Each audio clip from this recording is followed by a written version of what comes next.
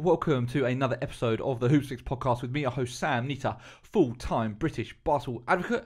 I hope you're all doing well. On this week's show, we have Ashley Hamilton from the London City Royals.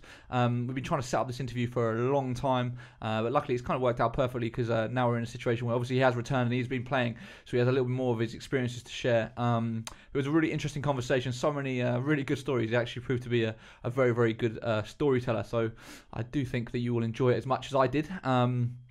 Before we do get into the show, got to give a quick mention to our Patreon.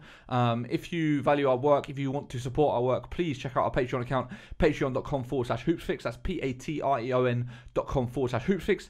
There you can sign up for as much or as little as you like every single month to donate to us to help support our work and help grow our contribution to the British basketball media landscape. We're trying to become 100% financially sustainable and independent, and that relies on us coming directly to you, our readers, our watchers, our viewers, our listeners, and asking to support us. So go and check it out, patreon.com/hoopsfix, and if you are willing to support us, I will be forever indebted to you.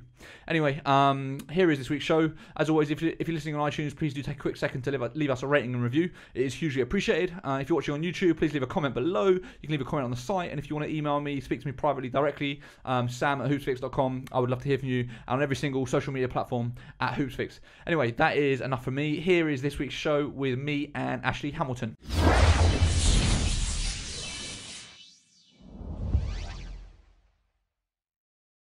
Ash, welcome to the show. Thank you, man. Thank you. It's been a long time coming. Obviously, we've been trying to organise this a little while, and the schedules haven't quite aligned until today. Yeah.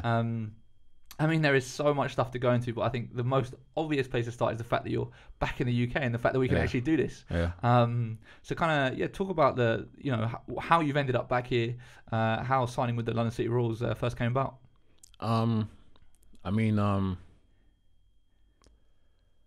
Obviously, I got injured in the summertime. So that kind of freed up my schedule. I knew I was going to be out for a while, at least 6 months after my surgery. And I was supposed to have a continued deal with my team in Spain, but they ended up letting me go. So I just knew I wasn't going to take the same type of job, the same type of in the same type of leagues. I told my agent I wasn't going to do the same type of thing. I felt like I wasn't getting my fair dues, so I wasn't about to take the same type of job unless it was like legit a better opportunity or better money. So I was just turning jobs down. I just kind of knew I was ready for the long haul. I was prepared not to sign for a team until January, February, or not even play if I didn't. I wasn't gonna do it. I wasn't about to do the same things. So I was obviously in that mind space, and I was in that time, and I was at home. And normally when I come home, I see Namo. I've had a good relationship with Namo for over 10 years now, and basically I signed with the team because of Namo. I talked to Namo. He told me about the vision, for the team. He told me that he'd finally found some people that he believed in to help bring the vision about the right way. He wanted this to start in 2019, but I guess with these dropping out, the BBL wanted the team earlier, sooner rather than later. So it became an opportunity, and then one thing led to another, and now I'm sitting here. And I think to give context to people, obviously last season, I know that when I saw you at Crystal Palace, you obviously played with Manchester. It was Lev Gold, and you helped guide them to promotion to the ACB. Yeah. So was that deal originally, you just said that it was meant to actually continue on to this year? Yeah. And then they decided that they weren't going to bring you back after you put in your time for the year and Yeah. I mean, they did it with a few of us. It was almost like they were like, oh, okay, we're back to where we want to be. Thank you. We're going to bring our own guys in now, which you can't be mad at. You can't be mad at them for that. You can't be mad at other leagues for that. It happens a lot. People kind of. I feel like as British players or as imports in another country, you're a hired gun. Teams bring you in to fulfill their agenda, and once it's there, thank you very much, and we move on how we want to move on. That's why I thought it was so important to kind of have something where you're at home in your country with your people, so you're working together to fill out each other's agendas rather than you're just going over there to help other people achieve their goals. But I mean, it was an amazing year. It was a great year. Still very close with a lot of the people there in the franchise, and obviously all the players, were boys, so we won a championship together. That's always very special. So it's a wonderful year. Do you bring that? Do you kind of have a little bit of a chip on your shoulder? Is there a part of you that feels disrespected about that? That now that you're in that situation where you've done exactly your job, the reason that they brought you there, and then even then you still can't get a look to come back and then prove your worth in the ACB. Nah, not really. I mean, I've been getting ACB offers like the last 3-4 years, but it was always like the ACB was always like, oh, okay, we're gonna pay you half of what you're making, just be happy for the opportunity to be here. So I was always like, nah, I'm cool. It's not that serious. Yeah. At the end of the day, it's a job, and I've got to take care of myself and my family. So that happens a lot too. Like for you to get that next step up or the next jump up, they'll be like, okay, yeah, come up, yeah, we want you, but you got to do it for this. And it's like, oh, Is they kind of doing cheap work for exposure? Yeah, and they love doing that to you. They love doing that to you, especially as a British player. Like you're not quite American, Yeah. And you're not quite European. So it's like they can take the mick, and especially if you don't have a big name, it can be difficult. It's a difficult situation. So it's not that I have a chip on my shoulder. I've always kind of been the guy like, I didn't go to a big school in college. I wasn't highly. I was recruited well, but I didn't go to a big school. Coming out, going professional. Like I had a couple opportunities early with the league, but that didn't work out. So it's not like I've had like the biggest resume. I've done well everywhere I've gone, but it's always been on the climb up, on the up and up. So it's not that I have a chip. I have a chip on my shoulder just because I always know I have to prove myself. But yeah, in that situation, it just kind of felt more like. And I got injured too. It's not just like who knows, if I didn't get injured, maybe it was a situation like they're like, he's gonna be out for a while. We're not sure how it's gonna be like when he gets back, or I don't know. Unfortunately, I've had a lot of injuries in my time. They've been pretty like time-consuming injuries. So I have to factor that into it too. I never tried to point the finger too much. I try to look at myself and be like, how could you be better? What could you have done different? But if I got my opportunity, then yeah, it would have been nice. It would be nice. So when you knew that signing the BBL was going to be a reality, what was your mental process around it? Like, we know what the perception has always been of the BBL. Like, I'm sure, when you were coming out of school, you didn't think, I want to sign in the BBL. That's kind of like my priority. Was there any part of you that was concerned about the perception that you might get pigeonholed into being a BBL player? Not that that's a bad thing, but that is generally the perception. What was your thought process around it? I wasn't too worried about like the perception or being pigeonholed or anything like that, because obviously like I have been in other countries. I've been away for a long time. I've lived that life too, and when you're doing that, you kind of get a sense of like, you feel like a nomad. Yeah. Like, you just traveling and you just, again, like I said, like you're a hired gun. You're going from situation to situation, and you're out there to kind of like, just do a job and then you bounce. So I wasn't, it's not like I was feeling like, damn, I haven't been in Europe, I haven't established myself there. Like, even at this point, like I'm not too worried. From relationships and from what I've done, I know I can go and get jobs in Europe again if I wanted to. So I wasn't too worried about that. Is it partly about, you turned 30 at the end of last year, right? Beginning of this season, September. Yeah. So is part of it that you're kind of thinking about the next step and kind of settling down and having roots and stuff? For sure. When Justin signed for Lions the first time, he was telling me about, he's got 2 kids and he wants to, make sure he starts settling down and, just building towards that part of his life, not just living for yourself, traveling, hooping, living the hoop dream, which is amazing. But definitely I've been thinking more the last few years, like, okay, I always had a goal like, okay, by 35, I'm either going to retire, I'm going to keep playing because I want to, or, I'm like, it's not worth it, or, or I want to come home and play in the BBL.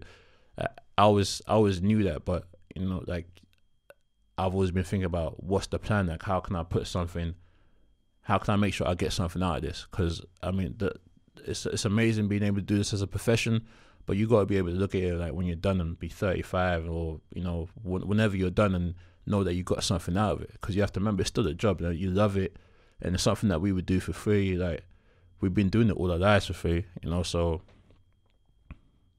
that's not the issue. But you still got to be like, when you come out of it, because our peers are in companies and they're working, they got their own companies, they're doing jobs, and they're climbing the ladder, and if you don't have anything when you finish playing this game, then you're completely stuck behind the 8 ball. So you do have to think about that way, have to start building your credit, trying to get a mortgage, just showing that you can do certain things. So that was part of the thought process. I didn't think it was going to happen this year, but with the opportunity of the Royals and NAMO being in place of an organization, it kind of opened up doors for me to do those type of things. For sure, yeah, it's super interesting because even when Justin was here, and I said to him, like, I think the question was something along the lines of, what advice would you give to younger players? And he just said, just make sure you get the money, like go where the money is, like don't care about the level, just chase the money, basically. And from a basketball purist standpoint, we always hear this, the ball is life, and you love the game, and that's the most important thing, and everything else. But actually, it made me think about things very differently, because exactly what you just said there, your window is very small compared to small. Your peers are going to be, by the time that you retire, are going to work their way up into a company and going to carry on ascending for the next 10, 15, 20 years or whatever until they retire. Meanwhile, you're then going to be in a situation where you're starting from scratch. So there definitely is like a practical side of it that you have to think about, right? Have you thought about what you would do after basketball? I've always, for me, it was always important to kind of like get an education. When I was in Gran Canaria, I had the option to sign my first professional contract when I was 18. They wanted me to sign for like 7 years, and I would start, training with the EBA team and the ACB with the ACB team, and hopefully, be good enough to stay on or whatever. And obviously, I wouldn't do that. I wouldn't make my little 200 a week. I was like, yeah, I need that. Yeah. My dad was like, nah, that's not good money. Like, you go to school, be a kid, learn, and it's opened my eyes. It's opened my eyes to the world. It's opened my eyes to possibilities. I've met people who maybe I wouldn't have met, and it's come because of basketball. I got my degree, I got my master's degree. I'm working on my PhD. So there's a lot of things that I've always had, ideas and businesses that I want to do, and so You think you'd do your own business? Yeah, for sure. Any idea of what? Yeah, I can't give away all my secrets yet. I'll tell you another time. I can't give away all my secrets yet. I don't want no one stealing my ideas. So I do want to get into the sort of the early years and go back sort of deep into the past. But before we do, I think it's worth just talking about this season, and the Royals. Like, how have you made your return just before Christmas? Yeah. Early December, kind of, how are you feeling? How's the wrist healing? It's the wrist, wasn't it, that you had? Yeah, you had it's the surgery wrist. on? It's been a lot better. The first 3 games, it was like, fuck it hit. It was like, even the New Year's game. I think one time Teo hit me, and it was like, it was like, sometimes it's really bad.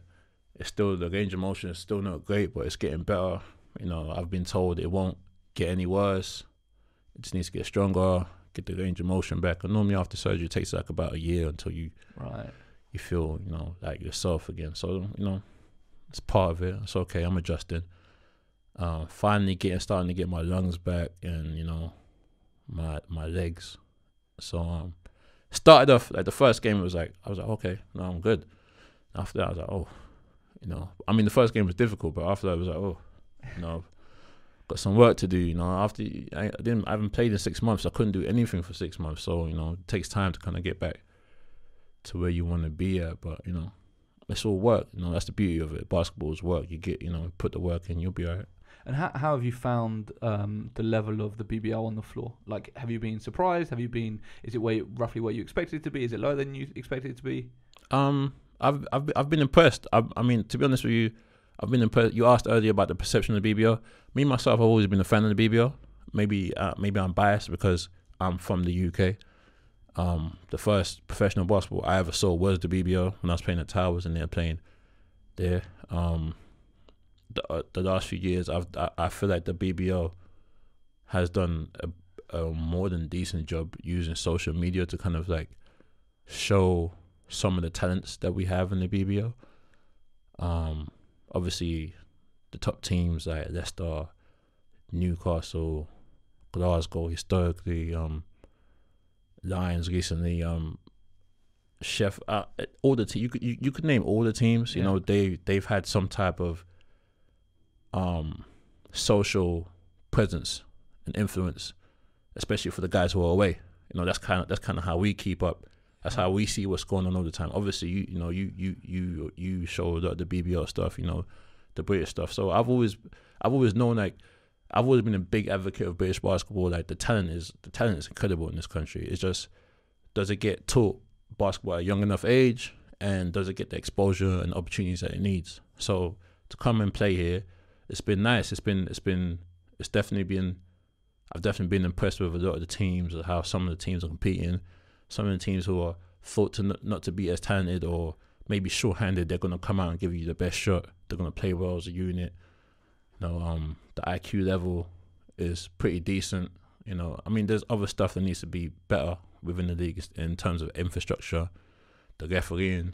But refereeing is a tough job, though. Refereeing is a tough job. It's a tough job. You see, I mean, the KD is 4 feet out of bounds, and it's the NBA. Yeah.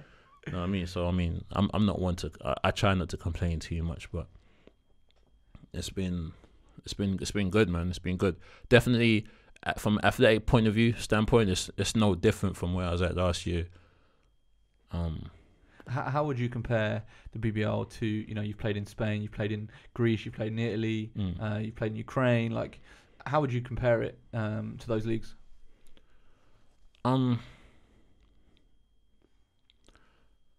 I just think it's the histories are maybe a bit bigger in these places.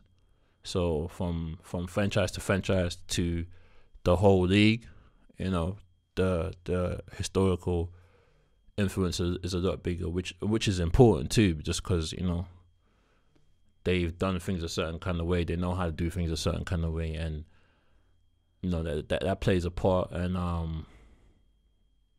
what else? The coaches, like some of the coaches, they just been around. They've been, you know, the experience might be a little bit better. Not to say that we have bad coaches in this league. You know, there's some really good coaches in this league. It's just, I feel like, you know,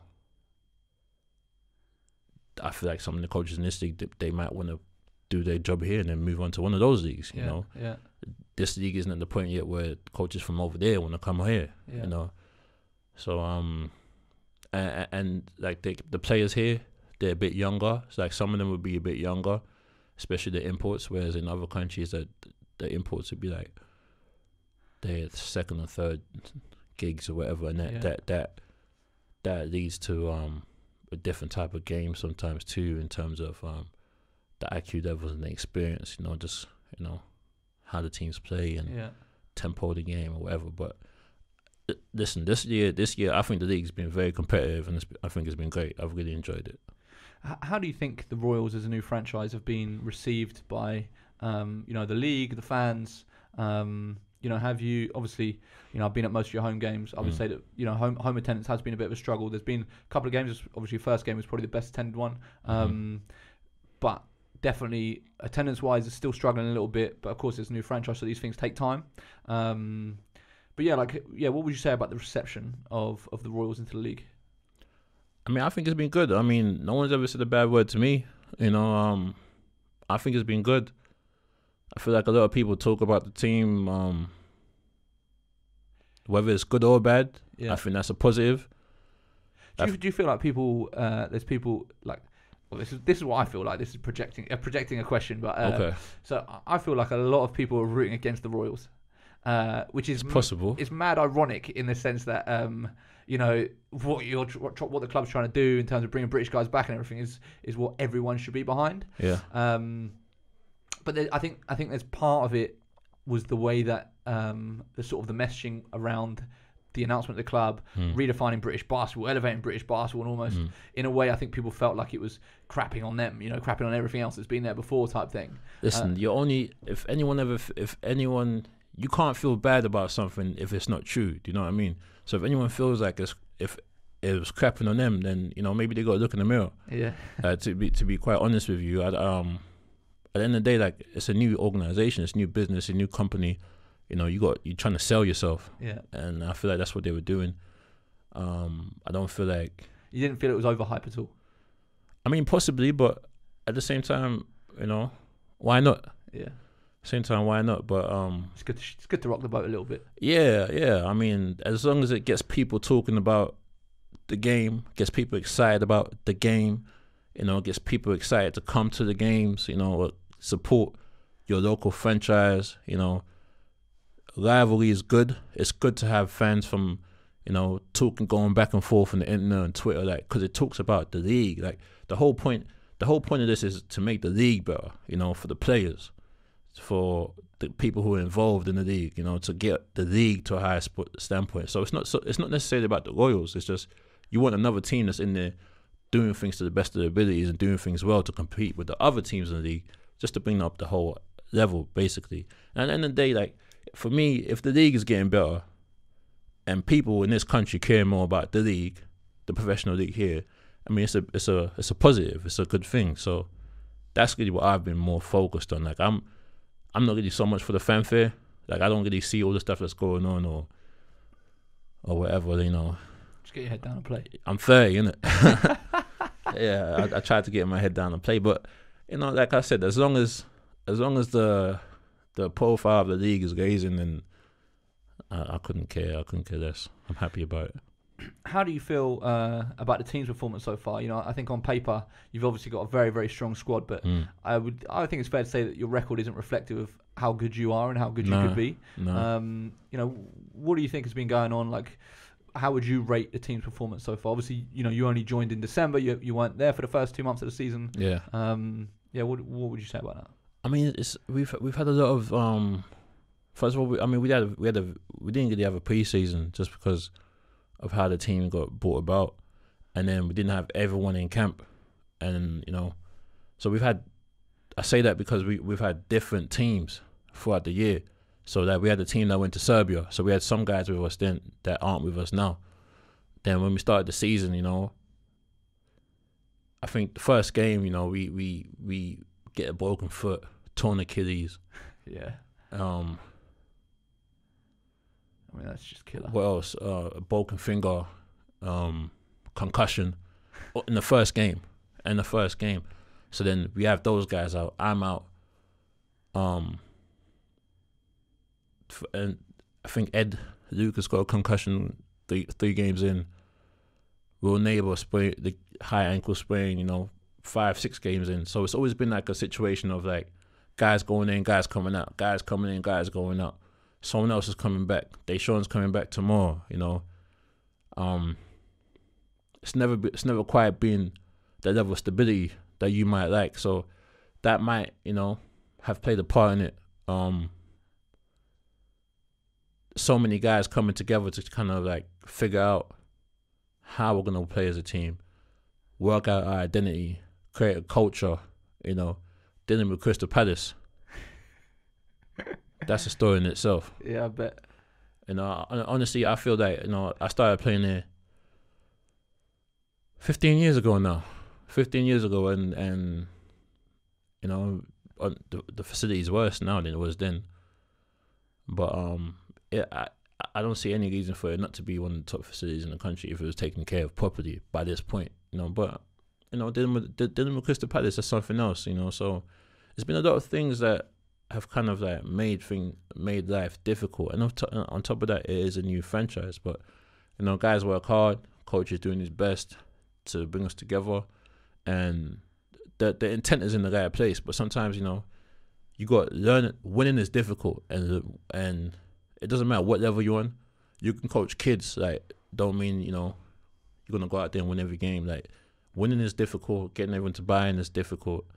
But it's a process, and that's why the season's long. And, you know, as long as you're improving month by month, building month by month, coming together better month by month, which we're doing week to week, actually, day by day, which we're doing, you know, and hopefully the end of the season is our record's gonna reflect our ability and performance more than it is up to this point. How has chemistry been? Like, how do you think you guys, like, because the thing is, I guess what's different with you guys is you all know each other from you know, way back, so that puts you at somewhat of an advantage compared to a lot of teams anyway. But then on the flip side of that, of course, you've got guys that, especially when they play in the UK, there's egos involved. You know, guys that used to being a man on their team and everything like that. Do you feel like you know, everyone's bought in? Do you feel like everyone's willing to sacrifice to the greater good and is on the same page? Or do you feel like that's still being refined as the season goes on? I feel like everyone's willing to do it. Everyone is willing to do it. I mean, first of all, we have a great group of guys across the board. Like, everyone gets on well. Guys look out for each other. You know, we have laughs. If you watch a Force for Change, you know, you see how well we get along with each other. Everyone's willing to do what they need to. It just, at this point, it's not always second nature, you know. So again, it like I said, that comes with time. It comes with time and experience. It comes with failure. You know, sometimes you know, failure lets you see things more clearly than maybe success will. Like, we started the first 3 games 3-0, but we weren't playing very well at all. But it's harder to see that when you're winning than it is when you're losing. And so it's been some of that too. But I definitely feel like chemistry's been good, energy's been high, everyone's optimistic, you know, and everyone came here with a goal and with a vision that we're trying to see out. It's just, I mean, it's not like the rest of the league's just gonna lay down and be like, hey, you know, go ahead, guys, you know, do what you guys want to do. Like, you know, other teams, it's the same thing we want to do. Other teams want to do too. Other guys want to do. Other guys are coming together. You know, the experience is there, which is, you know, that's why I'm saying, like, you can't take the BBL for granted. You can't take other franchises. You can't take the league for granted. Yeah, you might think it's one way, but it's not. It's a competitive league with competitive teams who are trying to get better in their own way. In terms of the group buying into the vision, you know, obviously you have a lot of conversation with the guys. You know, is it your understanding, do you think that this group is going to be together more than one season? Do you feel like you're all there kind of thinking longer term, like this is something that you want to do for British basketball and kind of see it through?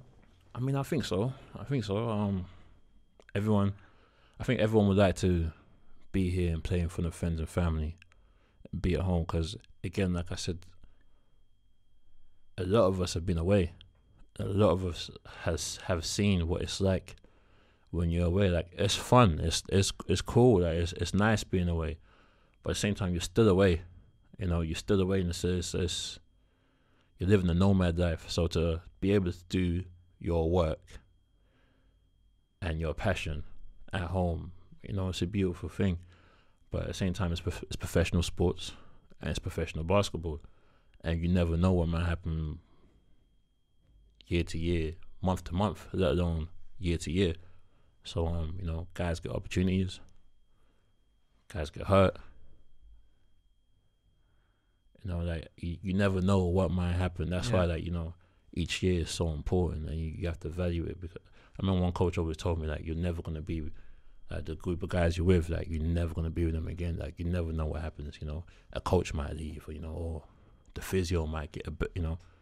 You don't know what's going to happen, like, you know. But whatever, like, the situation is there at that time, you got to value it and make the most of it whilst it's together. Final question on the home stuff before we go into the history. You know, how big is it for you to have your family around and to be able to do, well, to play at home? You know, like, I see your family at every game. They're like cheering you on and stuff. And I feel like, you know, going way back, I always used to see your dad at games whenever you were in the country. So yeah, like, how much does that mean to you, and kind of what does that change in your day to day? Like, how much time are you getting to spend with your friends and family and stuff like that? I mean, first of all, it's a lot cheaper for them to come see me play here. You know, it's a lot cheaper, so that's nice. But But it's important, you know. It's important. They've always been, you know, my support system. If I'm playing good, if I'm playing bad, they'll be the first people to tell me I'm playing bad. When I play good, they tell me, you was alright, you know, we need to get better. So they've always kept me humble and grounded. So that was always nice. It's really nice seeing them there, you know. You know, it's just one of them things that you can't really put a price on, you know, just to have your people here. But, you know, I was telling one of my coaches yesterday, I was talking to him, one of my coaches from when I was at school in LA. Like, it's almost like more difficult being at home, because when you're at home, it's like all your friends and family are there. So, you know, every game, everyone's like, oh, let me get tickets. And we only get a certain amount, you know, and so you want to take care of everyone. You want to, you know, that's because these are your people. You want to take care of everyone. You want to make sure everyone gets a ticket. You know, even people who don't talk to that much or whatever, you know, that you want to show love. Yeah. You know, but also because you're at home now. When you're overseas, like, when you're not in practice or when you're not in, you know, away for a game, like, your time is kind of your time. When you're home, you know, you got to go see this auntie. You got to do this. You got to take care of this. You got to take care of that. Yeah. You know, make sure this is okay. You know, handle this, handle that. Because you're at home now. You know, so it's almost like your time gets spread out more and, you know, you're busier. No, do you find it hard to balance the distractions? Like, would you say it's distracting in some ways? Nah. I feel like I do a good job of kind of like focusing on what I need to. I feel like my times overseas and being with some teams, like you gotta be part of like some of the better teams around the world or teams that win, to kind of really understand how to kind of like approach your day. Like, you can't be late for nothing. You get fined. You can't, you know, you got to act in a certain kind of way. You can't do things a certain kind of way. And that kind of teaches you that you have to like revolve your day around your practice. You know, like that's your 9 to 5. And any extra work you get in throughout the day, like, that's your 9 to 5. So anything else kind of comes second hand after that. So that's how I kind of approach my Monday to Friday. You know, Saturdays too, if we got a game, or Sunday, you know, so that's how I kind of approach it. So it helps me kind of to make sure I don't put too much on my schedule. Yeah. How with the Royals, how's it working with? Because obviously you got your apartments in Croydon and that, but how's it working with like court access? If you want to get extra workouts in, I assume like you're practicing at Crystal Palace as well, right? Yeah, we're practicing at Crystal Palace. So do you get extra, like, can you get access to the court to work out and stuff? Like, how does that work? See, I mean, that goes to the age-old... That's the age-old British basketball problem of getting access to a court. You got to hustle. You got to get back in your hustle. You can't just assume the court's going to be there. Yeah. It's going to be available. You know, it might be booked out for badminton. You know, they'll take all the courts down. The whole you know, arena would be for badminton, and 2 people show up. You know, you'd be like, oh, can I just get... Nah, they got it booked out, or, you know, or they'll have like a sixth form or kids, you know, whatever, you know, day out, whatever. They'll be on the court. They have them running around with their outside shoes, and then they bounce, and then, you know, the court is mad dusty, and there's all kinds of stuff in the court, and, you know, you're expected to practice, and they don't know anything about sweeping or cleaning. You know, they're trying, you know, they're understaffed, but they're still learning what's needed for a professional basketball team. Yeah. So you kind of have to be proactive. You got to, like, you know, I go every Monday. I go and what's the schedule for this week? You know, and then I'll check it out and I say, okay, I can get extra time here and here. And I'll be like, okay, can I get these blocks? I'm like, yeah, no problem. As long as I've done that, then I can come in and get my extra time. But, you know, obviously if I'm not proactive, they're not going to go about being proactive for me. Yeah. So and there's no just rocking up at last minute saying, "Oh, can I play?" Like, no. Yeah. But I mean, I think as basketball players, we basketball players around the world, we have a habit of feeling entitled, or, you know, like we're owed something. So I feel like this kind of keeps you grounded, it keeps you humble, and it lets you know who wants it and who don't. You know, so. That's important too. Yeah, 100%. Okay, so back to the beginning. Yeah. Rewind. So one of the podcasts I managed to listen to a little bit. You did an interview with Tub Podcast in like 2012, I think it was. It was when you were still at college. Okay. In that you said that you started playing at 14, 15. Yeah. Which is actually quite late. Which seems to be quite a common theme amongst British guys as well. How did you end up, first picking up basketball? I was playing football, and I was at school. I had detention, and I was hiding in the gym. And Towers were in there. They had a clinic, and the coach, his name is Mick Lloyd. He was like, "Come over here." I was like, "Come over here." I'm like, "What's up?" He's like, "Do you want to play?" I never played basketball. He said, "Don't worry about it. Come on." I think I was like 6'4" at the time, 6'5", so I was really tall, 14, 15. And I enjoyed it. And he was like, "Oh yeah, we practice on Tuesdays and Thursdays, come down to Crystal Palace." So I was like, okay, I came down, and then, the rest is history. I met, some of my best friends through basketball. When I saw that the level of skill people had with the ball and things they could do, and I was hooked, and I wanted to, because I've been playing football all my life, and it kind of came easy to me. Do you know what I mean? And like physical sports like rugby or I don't know, the other sports, like most of the sports kind of just came easy to me. Basketball was like different because it was physical and it was skill involved, and so I wanted to master that. I was like, okay, it's a new challenge. This is what I want to do. I need to get good at this. So I just dove in head first. Would you say that it was love instantly? Yeah, it was. Did you drop football and stuff straight away? I dropped everything. Really? I mean, I was playing football. I got to the point where I had a chance to start playing semi-pro, but again, like at the time, my body was growing so much that I was just, I was having growth spurts. And before I started secondary school, I'd done karate all my life, and I didn't realize how much that helped my body, like in terms of mobility, agility, core strength, and everything else. I had no idea. So when I started kind of like going very quickly, it's almost I became very dangly. Like I lost my speed for a while. My hand-eye coordination wasn't there. Obviously, you need those things for football. I was a forward. I was a forward and a winger, and I played midfield sometimes too. And I just wasn't good anymore like I used to be. And for me, that was disheartening. Like I couldn't just play the sport and not be good at it, not excel at it. So when I found basketball, I found this is something I can do. There were taller guys than me there, and then I kind of like started finding out about guys like T-Mac. T-Mac was always my favorite player growing up. Yeah. T-Mac was my favorite. I was a Kobe fan for a bit. T-Mac was my favorite. And one of my best friends, his favorite player was T-Mac. So we used to just I've watched so many T-Mac games that era, because my favorite player growing up was Baron Davis, and so them two there was B Diddy. Yeah, so there was that one that Orlando and Charlotte used to always meet in the playoffs, and there was 1 year where the battles were just unreal. T-Mac was a G, man, like so underrated. Man, I wish he never.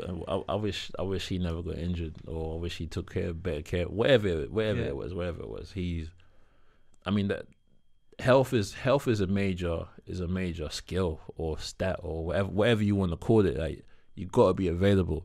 Like being available is like something big in itself. Yeah. Don't matter how good you shoot the ball, everything else. If you're not available, then so that counts in it too. But just seeing how amazing these guys were. Funny enough, when I was younger, I was like 8.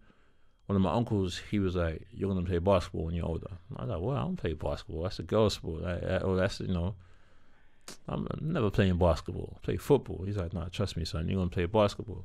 A couple of years later, he died in a house fire. Yeah. So I always remember that vividly, because he was like, "You're gonna play basketball," and here you are. I'm playing basketball. Wow, prophetic. So when you went into the first sort of Towers practice, kind of. What do you remember seeing? Like, how much exposure did you have as part of the junior program? Did you have to the senior program? Did you see those guys? Were there guys within the club that you were looking up to, like, kind of like, wow, these are like, amazing or whatever? Like, kind of what are your those sort of early memories of the Towers? So when we practiced, they used to have 3 courts across Crystal Palace. Like they went like, remember Bulls Evening had Yeah. the girls' court, the young boys club, and the men's court.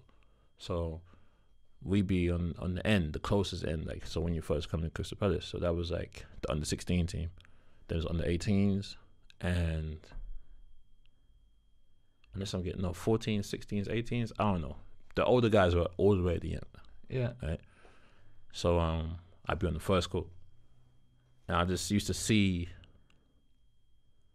I was struggling there. I couldn't really get on the court. I couldn't really, I was new, but I was getting coached and everything. But I used to look across and I used to see like, guys dunking and guys shooting the ball and dribbling the ball, and I was like, wow, this is amazing. This is amazing, and it was intimidating. Like for a long time, like when I was younger, my first shoes were like these pair and ones that I found actually. I don't know. It must be one of my cousins. My cousins used to hoop. Like I used to have all my cousins living with me. They're from Sierra Leone. So when we had the Civil War, they came over.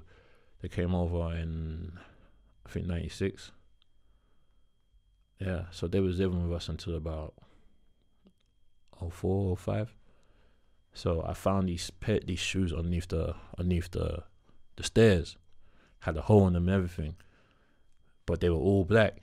So I took those and I wear those all the time. And I wouldn't wear no other shoes. I didn't want no other shoes. Like other guys had, they're getting the new shoes and everything else. But I was like, I'm not good enough to wear any shoes. Yeah, that's what I always said to myself. I can't wear any other shoes. I need to get better before I wear any other shoes. And that's how I just remember being there and just like, damn, I need to get better. I need to get better. And I remember the first men's game I went to. That's when they were still I think the Kinders on the towers or whatever.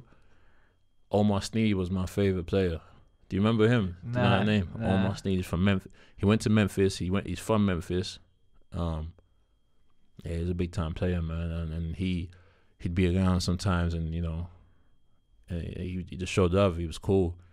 It was cool. I remember he gave me my first Letterman jacket. Like he had this jacket, with all the NBA teams, and he's like, "Hey, you can have it." It was way too big for me. So yeah. Well, when you think about the impact that someone like Omar had on you, now obviously the roles reversed. It's like you're playing for the Royals, you're playing in the BBL. When you see the young kids, I always see you, even when you're walking off the court at half time, giving people high fives or whatever and saying hello to people, and always being very personable and stuff. Is there part of you that kind of sees, like, wants to be that to somebody else? Be that role model. Help provide that inspiration, and help inspire the youth. Listen, man, for me, like it's always been about giving, and obviously I want to do the best. I've always wanted to do really well, because I feel like if I can do well, if I got my just dues, and I would make the most of it, so I could help more people. Because at the end of the day, like I didn't have certain things growing up. I didn't have certain opportunities in basketball. I wasn't coached. Everything I learned was self-taught. It's only as I become older, I become a professional, like people have taken the time out, or I can hire people to help me, or whatever. But like everything came from a place of wanting to learn, but not having things or not knowing what to do. So now, if anyone shows interest, if anyone shows a level of care, they want to get better, I got no problem helping them. If they want help, if they don't want help, then there's nothing you can do. But I feel like the least you can do is be there for someone who wants it. Give advice. If people don't want it, then no harm. But like a guy like Omar, he just showed me that it's not so much it's not so much about you. It's about helping the next man. So that that was one of his jackets. He took that and gave it to me.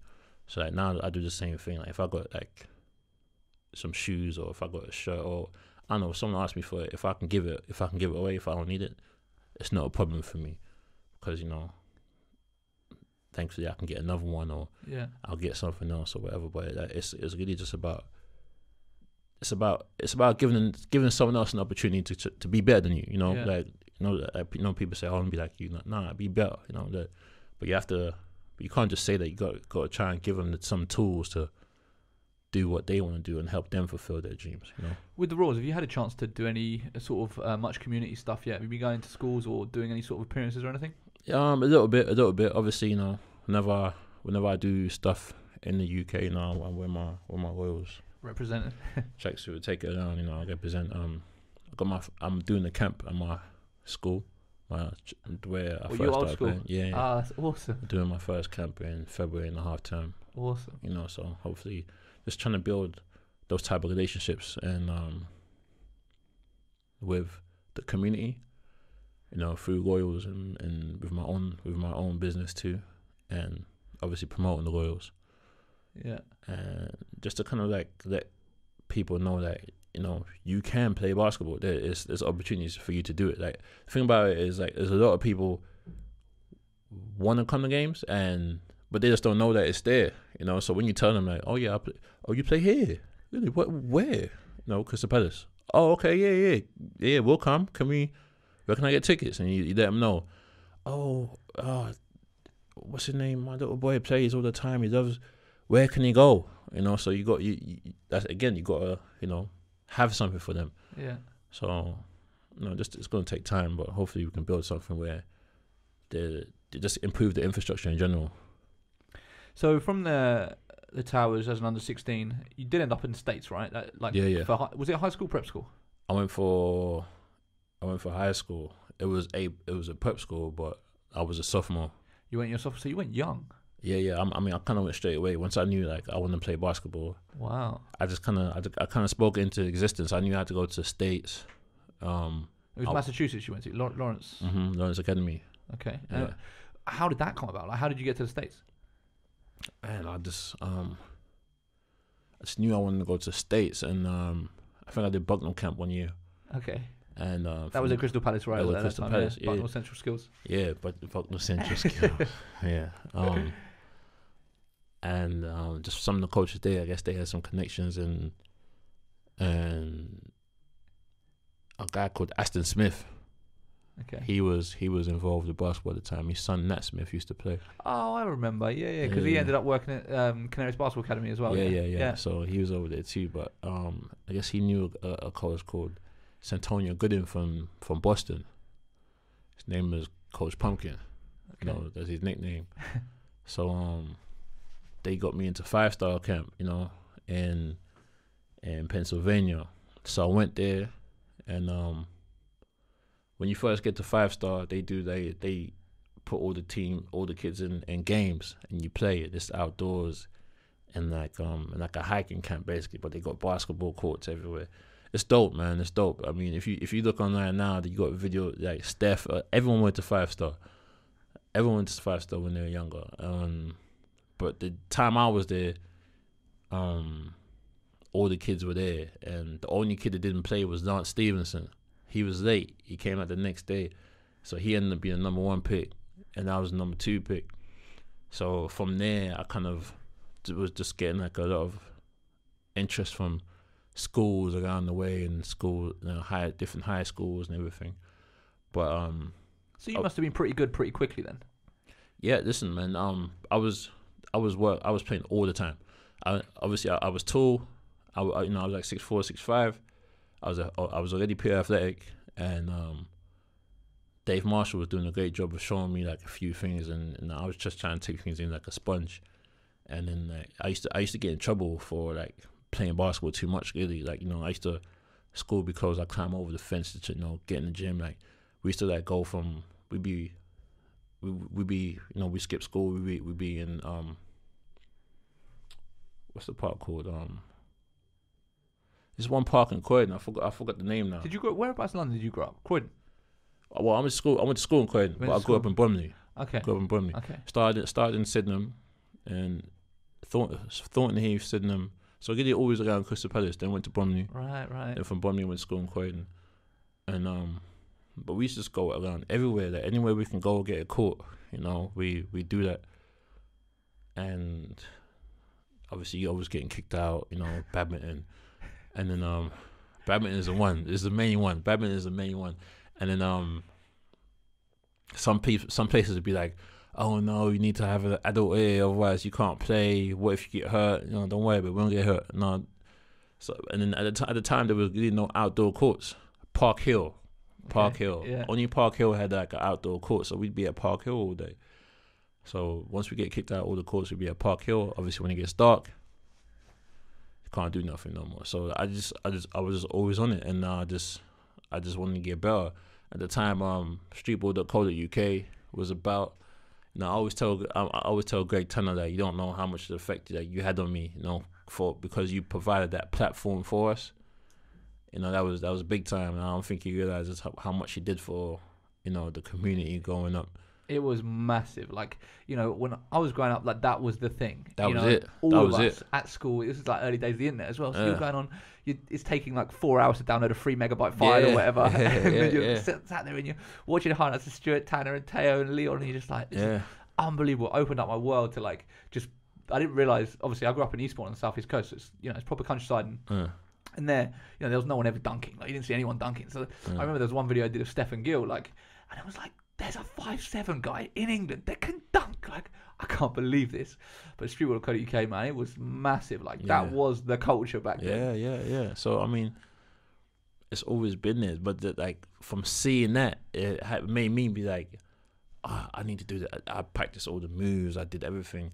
That's really how I first started playing basketball. Like, it was streetball.co.uk, and it was an N1 mixtapes. You know, I could do all their moves. So, I wasn't really like, I guess, a basketball player. My game is very different now. I try to be more like a bit more fundamental. Yeah, I mean, I've had to be like to play in these leagues in different places. Like, you can't, like you can legit, you can go to Europe and you can lose a job for doing too much. Like, nah, we don't want all that. Do it like this. You know, even though you could get a bucket every time. Like, no, we don't want you getting these. Like, sometimes basketball's funny. You gotta understand. Sometimes it's not about like how good you are. It's like, can you fit into the team? Can you on the coach's system? You know, don't show everyone up. You can't just go in there, you know, I'm going to do it my way. Like, you know, it's a lot to understanding it, and that's a whole education in itself. But, yeah, man. Crazy times. Yeah, it's fun. So you went to 5-star, you know, and obviously got some offers, ended up going to Lawrence Academy in the States. For your sophomore year. Now, I only stayed for the year. It was only a year. You went to Spain after that? Yeah, because after that I played for England. Under 18s? The England under 18s. Because you did that for 2 years? I was 6. Yeah, after my first year. I did it 3 years actually. I did it when I was 16. That's when I went with Justin and them. Okay. Man, we had a crazy team. It was Justin, me, Matt, Dan Clark, Joe Freeland, Ben Eves, Joe Ganson. Was this the group that didn't do very well either? Phil Wade was garbage. How did that happen? Because I actually want to talk about that, because I know there's this one team that everyone always talks about. When I speak to coaches and stuff. There's this one group that was the most stacked team we've ever had as juniors, and they just completely flopped it. I don't know, man. Matt Guyman. I could listen, man. Joe Kimmin was on that team, but he couldn't make it because I think his sister passed away at the time. You know, unfortunately, that was really sad. But I'm just saying, like, all the team was incredible. The team was incredible, but I mean, from a name and talent point of view, but I think we only practiced for like 4 or 5 days. Who was coaching you? Mick Betts. Mick Betts. Okay. Yeah, Mick Betts. You know, Mick was cool. I mean, but it's a difficult job, you know, getting all these guys together and getting them to be a team. Yeah. You know, there must be a lot of egos on that team. I don't really remember. I was very young. Yeah. I was very young, you know, and I was one of the youngest guys there. So, but I mean, I thought we were going to be amazing, but didn't happen. It didn't work out that way. You know, we lost to who won that year? I think I want to say Sweden. Jonas. I remember Jonas Jagekbo was playing. Oh really? Yeah. Jeff Taylor too. So this must have been mid 2000s, like 2000. Think about this. Oh no. 2005, 2006ish, around that time. Yeah, that's what I got. here? Yeah, it's got to be 2004, 2005. 2004, 2005. Yeah, because then I Yeah. went to school after that, Okay. and then so that's the first year I played. So you did national team. Then you went to Lawrence Academy. Yeah. Okay. And then I played my first year. Well, technically, I played on the 18s early. Yeah. So you started playing basketball, and within a year, pretty much, you played national team. Yeah. Within another year, you'd then gone to the States. Yeah. So your progression was very quick. It was very. I mean, It was not. It was. You got to remember when you first start, you don't know anything. Yeah. So, learn how to do a layup. It's a big thing. Like after you reach a certain level, the progression is smaller. It's not necessary. It's not always necessarily skill wise. Sometimes it's mental. Sometimes it's different aspects of the game that you learn and like be a better teammate. How to make your teammates better too, not just your individual skill too. So it's different. But obviously, when you first start, the progression is a little bit more drastic. So yeah, I got a lot better in a very short amount of time. And I was always willing to play defense. So because I was always willing to play defense. Now I wasn't really like an ego guy on the team. I feel like coaches had no problem having me about. So, when you got to the States, how was your transition there? How did you find the difference in the game between the US and the UK, if at all? Were you playing varsity? Yeah, I was playing varsity. Okay. Playing varsity. Funny enough, my team, when I first got to prep school, we were all freshmen and sophomores. And the other guys were guys from Boston that I knew already from 5-star and from the AU teams that we played on. And we all kind of went to prep school together. And so we were like one of the youngest teams in the knapsack. We ended up making it to the finals. We lost to St. Mark's. But we had a good year. But I mean, really what I noticed was like, it was clear to me that, all right, these guys have been playing longer than me. I go work harder, I go get better. Because they could just, their knowledge, their experience, it was better. And it wasn't necessarily a situation where like they were like, we're going to bring you along, we want you to get better. It was like, if you ain't good enough, we're going to kill you. So I was like, oh, okay. So I had to kind of like, I had to adapt. I had to humble myself. I had to adapt and just be out there working and earn my respect. And from beginning of the year to the end of the year, I was I'd be getting like the better numbers. I'd be getting like the better, more playing time and stuff like that. Just because I had like one of the more humble approaches all the time, and so that I've kind of always had to adopt that. I've always tried to adopt that. Like I've always felt like if I go somewhere, it don't matter if I'm not used to the level or I'm not quite on that level yet. I know being around these people, it's gonna raise my level and help me adapt and be there as long as I get the opportunity. So that was also I always knew it's gonna come through work. Like I've never pretended to be like, oh, I'm the best player. Yeah. But if I'm not, then I'm gonna work harder than you to try and be the best player. So you were there for a year, and then then was it straight after that you went to Spain? I didn't want to go to Spain, man. Really? I didn't want to go, but the thing is, Robo Oriana, he saw me in the summer. His first year we played under 18s. I think we finished third, man. We should have won it that year. We lost to Estonia. Who was in that group with you? That team? That was me, Dan Clark, Ordan.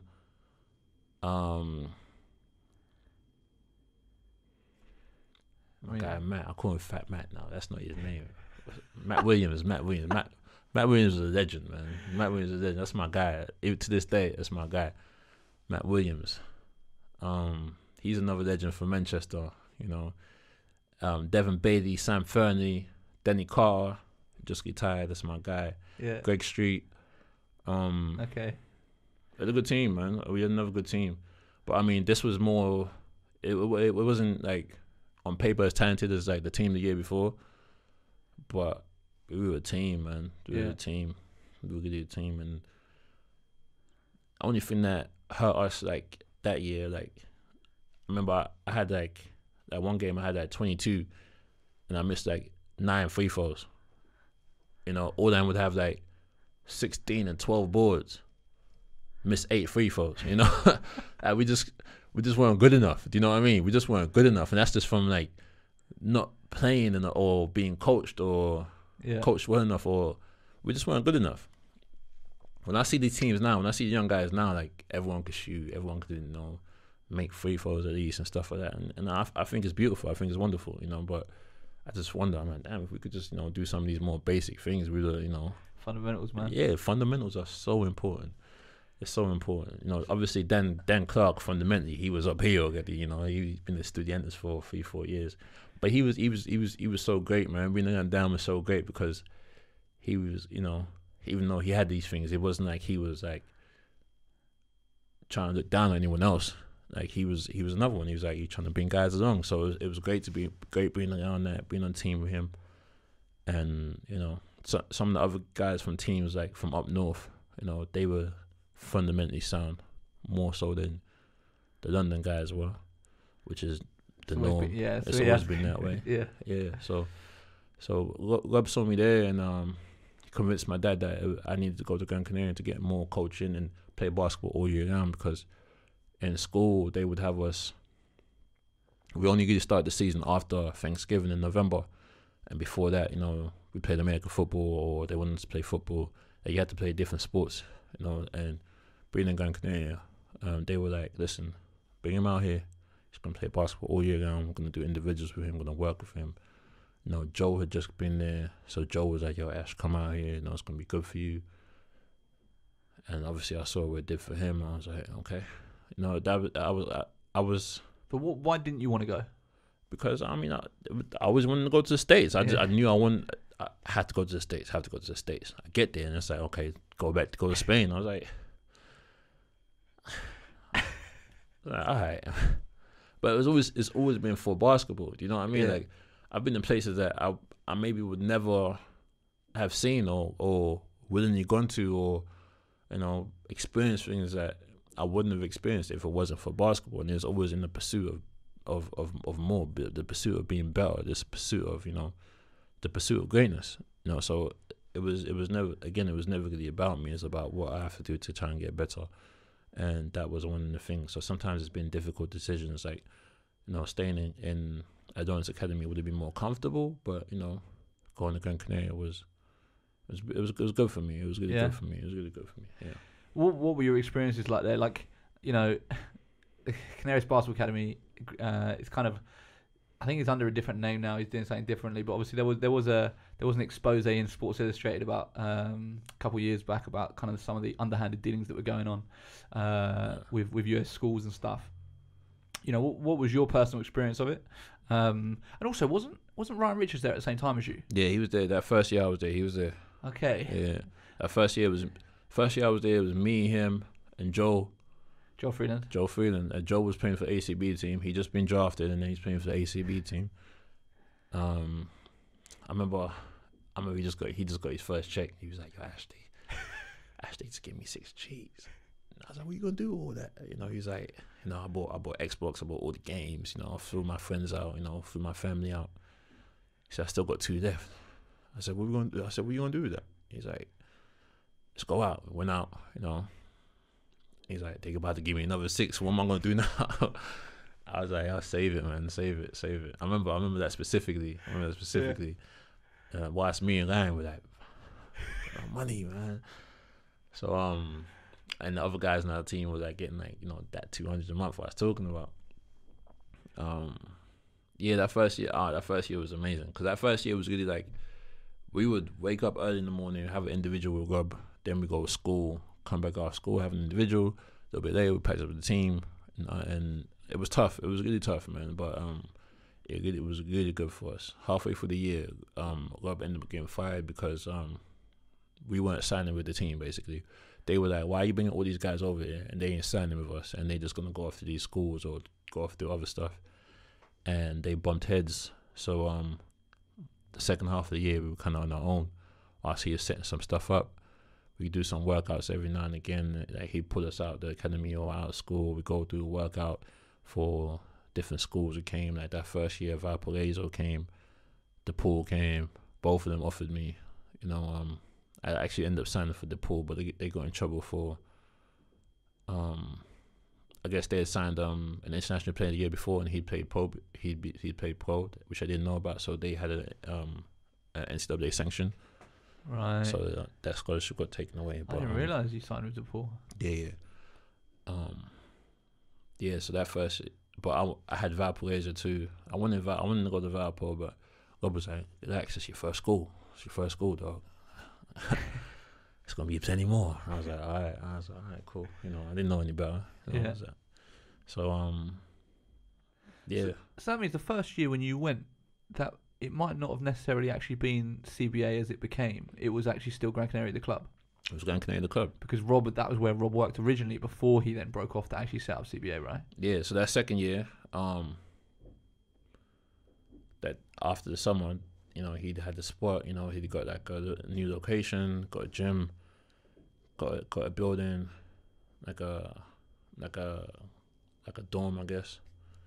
So I remember he bought like all the beds from IKEA, and me and my dad, Rob, and Menelik.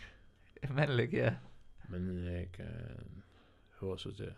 We built all the beds, poured the stuff together, and Ryan was there. Yeah. Put all the stuff together, and built all that stuff, and set up the academy, and from there we started. So wow. That first year was called Gran Canaria Basketball Academy. Now it's called CBA, Canarias Basketball Academy. But I mean, it was amazing. I mean, just the ball skills, the work that we did. Like we worked. Like not everyone made it through. A lot of people went home. A lot of people left. It was too hard for a lot of people. But did you feel like everything was all above board when you were there? Did you get a sense that? Yeah. But at the same time, I was a kid. I could be naive. I'm not saying anything was wrong. Yeah. I got treated. I feel like without CBA, I wouldn't have become the player I was at that time, at that age, that quickly, and I wouldn't have been, getting the opportunities I got. I had Bill Self come see me from Kansas. I had St. John's. I had Herb Sendek from Arizona State when James was there. I had UCLA. I had Nevada when JaVale McGee was there. Like I had so many schools. I got so many opportunities from that. We had Hoop Summit. Me and Ryan, we was considered for Hoop Summit. They're not taking Ryan because they took Nick Batum instead of me. It's understandable. Then Nick Batum was from France. He's already playing pro. Yeah. If I was a little bit better at the time, then maybe it could have happened for me. But it's not how it worked out for me. But still, like I wouldn't have got those opportunities if it wasn't for Gran Canaria and if it wasn't for Rob. And I wouldn't have met those people. I wouldn't have worked out for these people. I wouldn't have got the scholarships from these places and everything else. Like I had the Kansas scholarship, but Brendan Rush tore his ACL and he came back to school rather than go to the league. So like a lot of stuff like that happened. Wow. Yeah. So but if I had never gone to Gran Canaria, I would have never got these opportunities. At least I don't know. Yeah. But I did. I went there and I got them. Yeah. So. Well, what are your memories of Ryan from around that time? Had you met him before you were both in Spain together? No, and we're both from Kent. Because he's like 3 years younger than you. Yeah. Yeah. He's 91. Yeah, he's 91. Yeah. Ryan's my little bro, man. he was young. He was young, so talented. I didn't know he was gonna be 7 feet. How tall was he then? He was like 6'9". Okay. He was like 6'9" back then. But he was just, a world of ability, hard worker.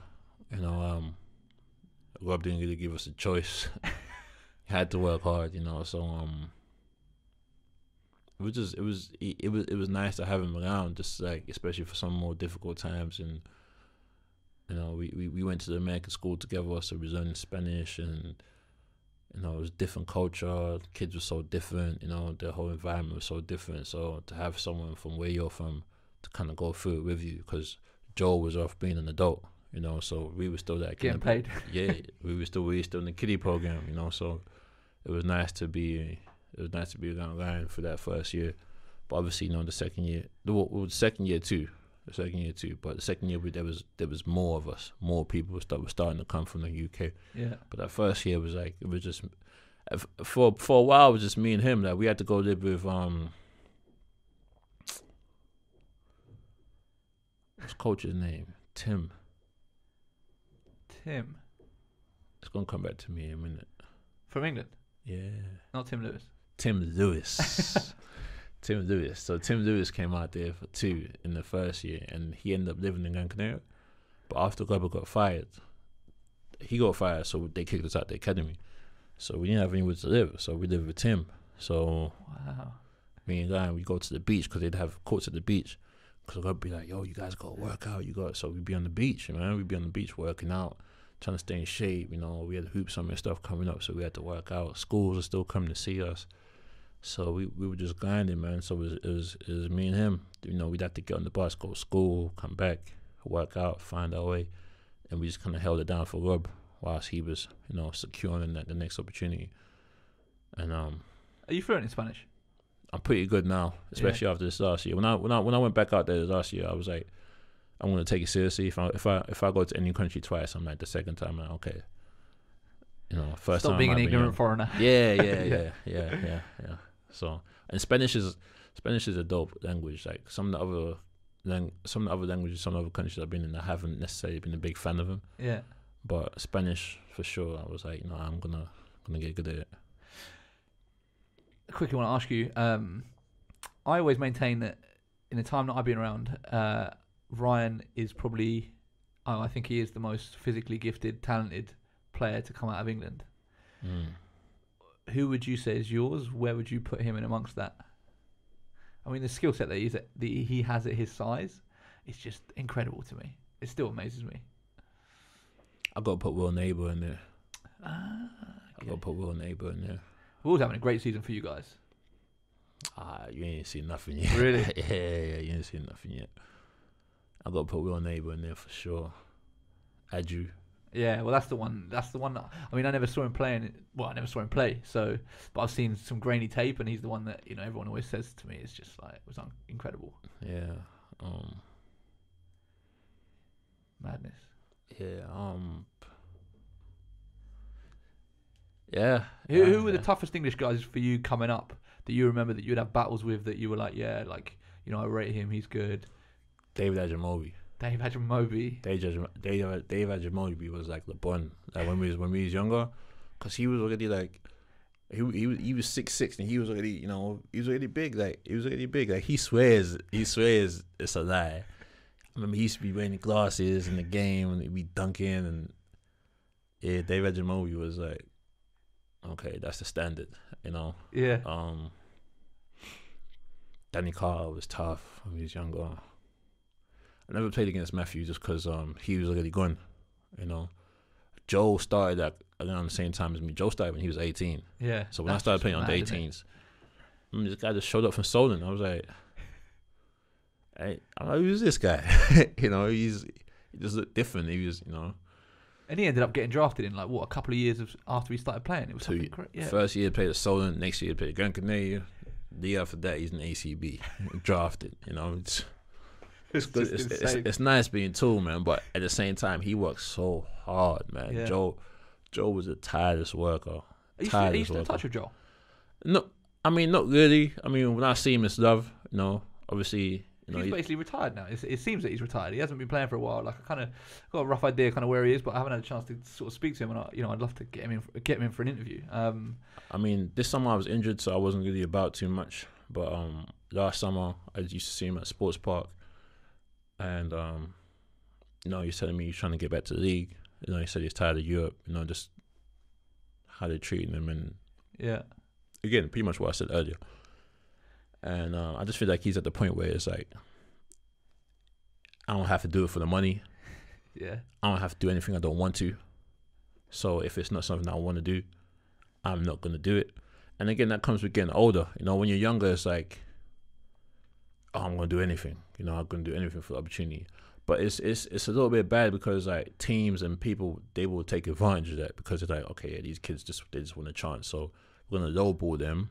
gonna mess up the market, lower the market. Even last year, they had a big fight and a big discussion in the ACB because the owners were trying to lower the pay. So they were trying to get more Americans in. So because more Americans means, but you're basically paying people less money. Yeah. So paying them less money, the overall money goes down, bigger profit for the owners. But the union was fighting against it. So there's always that type of stuff going on. Because at the end of the day, like professional basketball is like as a player, you're at the bottom of the totem pole. Like there's a whole business in front of it sometimes. And sometimes as a player, you have to learn to understand like the business of things. Like it's sometimes it's not your fault. You didn't do anything wrong. It's just the business. Yeah. So you learn that too. And I think Joel has seen every part of that business. I think Ryan now at this point has seen every part of that business. I have. A lot of guys have. So you see that, you learn it, take it in, you understand it, and you kind of, it is what it is sometimes. Do you think there's a need for a union for the BBL? I think it would be dope. I definitely think guys should have an understanding of what they're worth and their value, and know what's okay, what's not okay, know what they should ask for, know. Just you should just have certain things in place because some people have agents, but an agent's job is to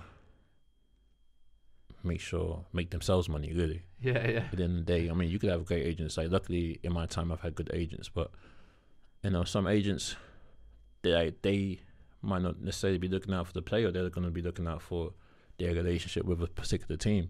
Because you're just one player. It's not like we're making like huge monies to the point where it's like I'm taking care of my guy. Yeah. So no, you need to take care of the relationship with the team, and again, that's part of the business. You have to understand that. So just to have some people who would tell you like, nah, it's not supposed to be like this, or don't worry, it's okay, it's gonna be alright. Sometimes you have to understand too. Just because you have a contract doesn't mean things are gonna go the way the contract says. Be patient, or ask for a bit more. It's and it comes from experience sometimes too. Has there been any conversations with players that in the league about setting up a union? Have you had any conversation with anyone about it, or you heard it? No, not yet. I thought I would take a look and see how things work and see how things are and see, this year. It's something that Kieran Chara has already spoken about. He's spoken about for years, but I think it's got to take one person to be proactive in actually trying to make it happen, and then sort of bringing everyone together, and then everyone will kind of go with them. But at the moment, I don't think sort of that one person has sort of put their head above the pulpit. Okay, so we just touched upon Spain, and then you ended up going to LMU.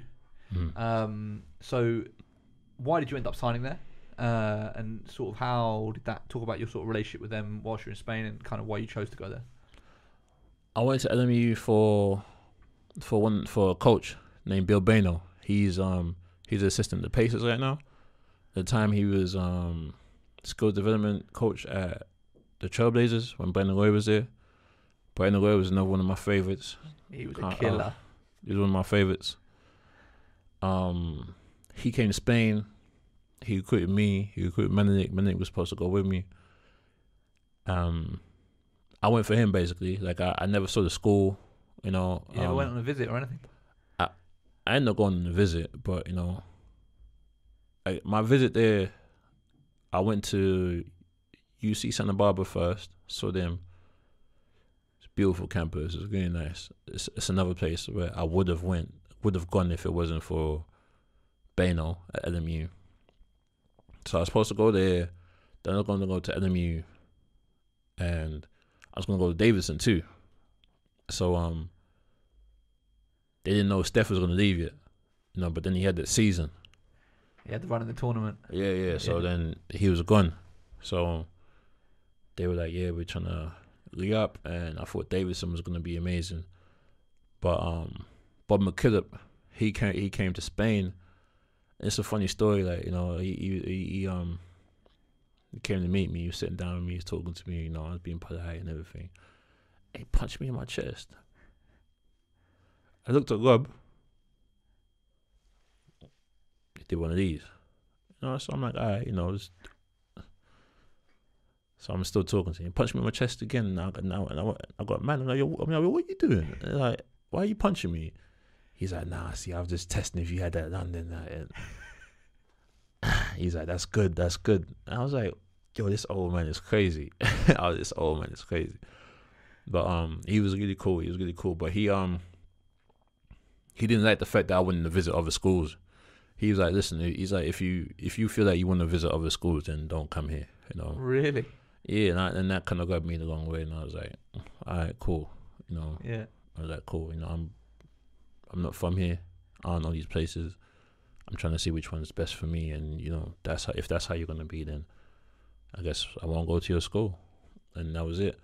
So I didn't end up visit Davidson, but I kind of went to Santa Barbara knowing I wanted to sign at LMU. I loved my visit at Santa Barbara. When I went to LMU, there weren't even no students there. You know, school was out. There was in a transition period, new coach. You know, but I believed in the coach. You know, I believed in him. I went there for him. Unfortunately, 3 months in, he quit. Went back to the NBA. So wow. Yeah, so that was my first experience of the business. You know, then obviously we're stuck. You know, you can't go nowhere. The coach who came in afterwards, he was like, you gotta put on 50 pounds, so you know you can be like Craig Smith. Remember Craig Smith, who would play for Boston College, played for the Clippers for a while. I can't think who he is now. Yeah, they called him a Rhino. He was like 6'7", big guy. He was like a 4, but he was like, he wanted me to be like him. That wasn't my game, you know. I wouldn't be T-Mac. Yeah, I wouldn't. I'm like, what? And he's like, yeah, why is you ain't playing? So I was like, what do I do now? So no, I was working hard, wouldn't get no playing time, but then one of our 5 men, he tore his shoulder, and another 5 men blew his ACL. So I was like, let me play the 5, man, so I can play. So he was like, all right. So then we was like one of the first college teams that played small ball, and because he didn't have a choice, and then we started playing well. So that's how I really kind of started developing my inside game. So was that in your first season you ended up getting a medical red shirt? It was your back. Was it your back? It was my back. Yeah. So that was like. So that was actually that was my sophomore year. Yeah, well, I did my back 3 games in. Then I played 3 games with my back. You know, but it got to the point where it was just like I couldn't move. And the funny thing is, like, it got to like the first 2 games were in a tournament. The 3rd game was at Wagner in New York, and then, but the 3rd game is when things kind of clicked, and I was like, okay, I got it now. Yeah. And then my back goes, and it's like, oh man. And then you're out the whole season. Yeah, I was out the whole season. So when you started playing the 5, you're talking about your the next year. My sophomore year, won my red shirt freshman year. Right. Yeah, that's when the coach he really took over. Yeah, properly. How do you look back on your college career? It was alright. You know, school might not have been necessarily the best thing for me basketball wise, you know, but it was an amazing experience. Going to school right there in LA, you know, academically it was amazing. I met amazing people. You know, I'm still close with people at the school, from the school, all the assistant coaches. I don't think the head coach, you know, it was difficult for him because, you know, he didn't recruit us, but, you know, he took over. Yeah. He was really brought in to be the defensive coach, and then he ended up being the head coach. He's a bit of an old school guy, so, you know, I don't know, he wasn't feeling me. Yeah. You know, it is what it is. I feel like I spent too much time trying to impress him rather than just, you know, be who I am. But I learned a lot. You know, I got a lot better. I wish I'd spent more time in the gym. You know, I wish I really just said F everything else and kind of just. Did you do a bit of partying and sort of living? Yeah, I mean, I was in school. You know, I was in school and I was around other people, and then I was like, you know, I want to be, you know, part of this. I want to be part of school, but, you know, in hindsight, I don't think I did the wrong thing. You know, because I spent majority of my time in the gym, but still I needed to be a bit better, and I need to ask more questions, like, you know, about my game and how to do certain things better, spend more time with people who knew what they were doing.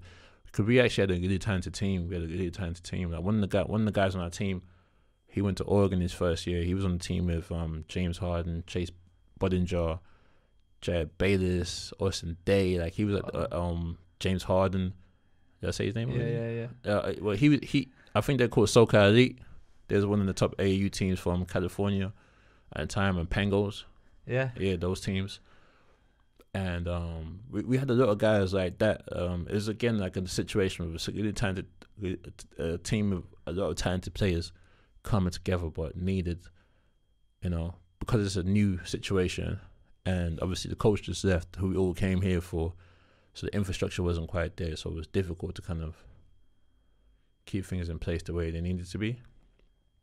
But I just feel like I wish I had, I didn't really know too much about the internet and how you can learn things from the internet, like I know now. For instance, like workout videos or whatever, you can get that from the internet now. Like you can, the internet will literally show you how to play basketball. But back then it wasn't like that. But I just wish I'd done even more learning than I did. Yeah, I did a lot of learning. Worked out with a lot of people. Where I got to the point where even now, like a lot of the workout guys, a lot of the pros work out with certain guys. These are the guys I work out with just from the relationships I had in LA. So it was amazing. But still, I wish I would have done more. And really just dedicate myself purely to that rather than all the other stuff too. At what point did you know that you were going to be a professional? I always knew I was going to be professional. Like when I was younger, my first thing was like, okay, I'm going to play professional football. Like that's it. I had goals. I'd seen it. I was like, okay, when I'm 18, I'm going to play for England. I wouldn't do a Michael Owen. So I wouldn't score the goals in the World Cup. I wouldn't do Michael Owen. But then when I got the growth spurt and everything else, I was like, damn, I don't know if this is gonna happen now. So then I found basketball, and then from there it was like I never took up a sport just to play the sport. I took up because I was like, okay, this is gonna be my job, this is gonna be my work. So that's how I always try to approach it. So I always knew I was gonna play professional basketball. When I started playing, everyone people would tell me like, okay, you got a chance to be a pro. How high, what level, we'll see. See how lucky you get. See how unlucky you get. And it's always like I said, every level I got to, at first it'd be like, oh, whoa. I'd be like, man, okay.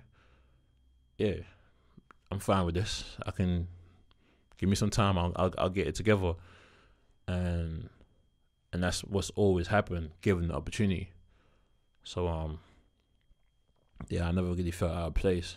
And it got to a point where, like, when I came out of school, when it came time to turn pro, everywhere I went, I always kind of felt like, I kind of had certain things in place already. I was a good communicator, could play defense, I could make plays. So I always felt confident in my ability. Was the target the NBA? Like, were you confident that you were going to the NBA? Yeah, I was. How did you take that when you graduated and it didn't happen? Even when it didn't happen straight away, I thought it was gonna happen later. But for me it was the injuries. Even when I graduated my senior year, like we didn't have too much.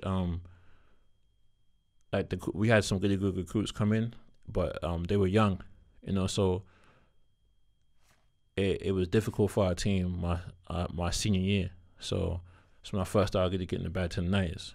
So rather than let me heal, they had me play through it. So when I went to, I ended up getting I got a really good agent just from. You went Summer League one year, didn't you? Yeah, I went Summer League my first year. So I went Summer League.